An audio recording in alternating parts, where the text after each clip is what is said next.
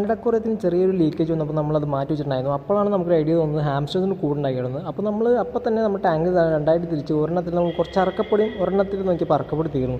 അപ്പോൾ തന്നെ നമ്മളൊരു ടിഷ്യൂ പേപ്പർ എടുത്തുകൊണ്ട് വന്നിട്ട് നമ്മൾ ടിഷ്യൂ പേപ്പർ ഇതുപോലെ കട്ട് ചെയ്തിട്ട് കേട്ടോ. അത് ഉരുട്ടാൻ മടിയുണ്ടായിട്ടല്ല, അതെന്തിനാണെന്നുള്ളത് നമ്മൾ അവസാനം കാണിച്ചു തരാം. ഇതുപോലെ നമ്മൾ രണ്ടെണ്ണത്തിലും മാറി മാറി ഇങ്ങനെ കട്ട് ചെയ്തിട്ടുകൊണ്ടിരുന്നു.